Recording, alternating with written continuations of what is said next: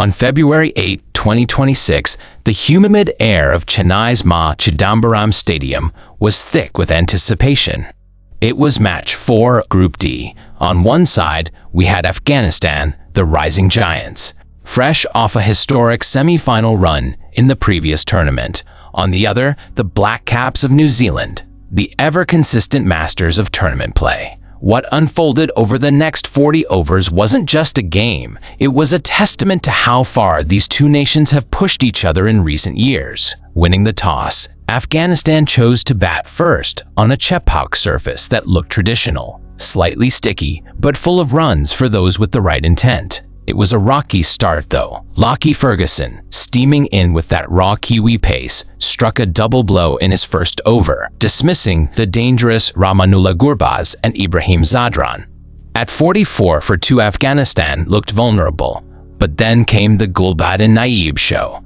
In what was arguably the finest T20 innings of his career, Naib smashed a blistering 63 off just 35 balls. He didn't just survive, he counterattacked. Alongside Sidikla Atal, he put on a 79-run stand that shifted the pressure back onto the Kiwis. Despite Mitchell Santner's surgical precision bowling 4 overs for just 23 runs, Afghanistan's middle order stayed aggressive. Late cameos from Azmatullah Omarzai and Mohammad Nabi propelled them to 182 for 6. In Chennai, 180 is often considered a winning score. The Afghan fans were loud, and the momentum was firmly in their corner. If the first innings belonged to Afghanistan's power, the start of the second belonged to Afghan magic. Mujib-ur-Rahman turned the game on its head in the second over, removing Finn Allen and the local favorite Roshan Ravindra in consecutive deliveries. New Zealand were reeling at 14 for 2. This is where champions are made. Tim Seifert, often the unsung hero of the New Zealand top order, decided to take the game by the scruff of its neck. He played a knock defined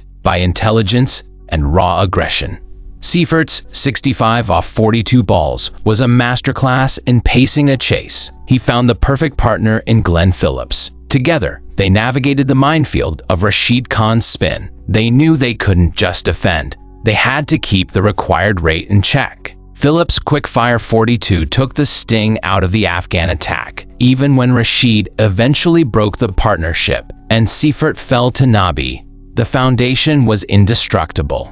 Afghanistan will rue a missed chance. A dropped return catch by Rashid Khan when Seifert was on 48. But New Zealand's depth was the real story. Mitchell and Santner stayed composed, picking the gaps and punishing the occasional loose ball. With 13 balls to spare, New Zealand crossed the line, finishing on 183 for 5. In doing so, they scripted their highest ever successful run chase in T20 World Cup history. It was a clinical finish. Tim Seifert walked away with the Player of the Match trophy. This match set the tone for the 2026 World Cup, reminding us that in T20 cricket, no lead is safe and no start is too slow if you have the heart to chase it down. Thank you.